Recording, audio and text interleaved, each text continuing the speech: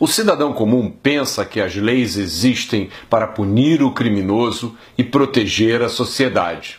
No caso do ECA, isso não é verdade.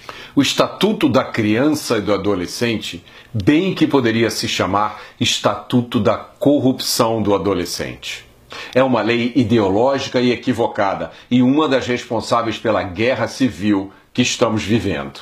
O ECA assume que todo criminoso com menos de 18 anos é uma criança que precisa de amparo e que pode ser ressocializada. É o princípio da proteção integral. E é, obviamente, um equívoco. Alguns criminosos podem ter recuperação, sim, e merecem uma segunda chance. Por exemplo, é o caso de um garoto que furta um pacote de biscoito. Outros cometeram crimes tão brutais que se colocaram por sua própria iniciativa fora de qualquer possibilidade de ajuda.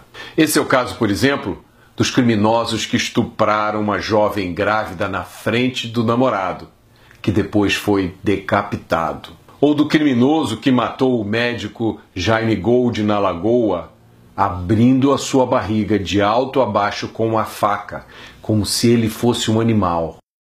Ou daquele criminoso que ajudou a arrastar o menino João Hélio pelo asfalto do Rio de Janeiro até a sua morte. Mas o ECA não quer saber nada disso. Para o ECA, todos esses criminosos merecem a mesma proteção integral que aquele garoto que furtou o pacote de biscoito. Independente do crime cometido, independente do passado criminoso, a providência mais séria que o ECA permite ao juiz é a internação do criminoso para o cumprimento de medidas socioeducativas. Se você achou isso uma insanidade, prepare-se para ouvir o resto da história. A internação só pode durar um máximo de 3 anos. Mas isso é no papel, claro. Na vida real é muito menos. Por exemplo, no Rio de Janeiro, a média do tempo de internação de um criminoso com menos de 18 anos é de 4 meses. O juiz determina apenas a internação, ponto. Ele não determina por quanto tempo o criminoso ficará internado. Além disso, toda internação tem que ser reavaliada, no máximo a cada 6 meses, para determinar se o criminoso pode ou não sair. Um assassino com menos de 18 anos pode voltar às ruas em 5 meses, por exemplo. No Rio de Janeiro, a internação é determinada por um juiz, mas é supervisionada por outro juiz, chamado juiz da execução. Esse juiz da execução não participou do processo, não participou da colheita das provas, não ouviu as testemunhas, não se informou sobre os detalhes, a violência ou a perversidade do crime. E é esse juiz da execução que vai determinar quando o menor pode voltar às ruas. Mas como ele vai decidir isso? Ele não vai levar em conta a gravidade do crime. Ele não vai levar em conta os antecedentes do criminoso. Tudo isso é proibido pelo artigo 42 da Lei 12.594. O que sobra, então, para o juiz decidir se solta ou não solta o criminoso? O único fator que pode ser levado em conta é o seu comportamento dentro da instituição. E como todo promotor de justiça sabe, os bandidos mais perigosos nas ruas são os mais bem comportados quando estão presos.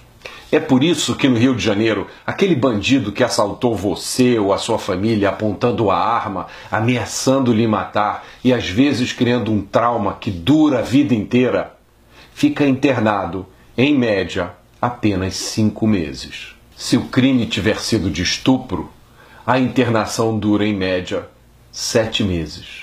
Um criminoso menor de 18 anos que matou alguém no Rio de Janeiro fica internado, em média, apenas 8 meses. É isso que significa o princípio da proteção integral. É a proteção do direito de matar impunemente. É isso que acontece quando se mistura ideologia com a lei. Proteger criminosos violentos só porque são adolescentes significa massacrar os milhões e milhões de adolescentes e crianças que tentam viver as suas vidas em paz, cumprindo a lei.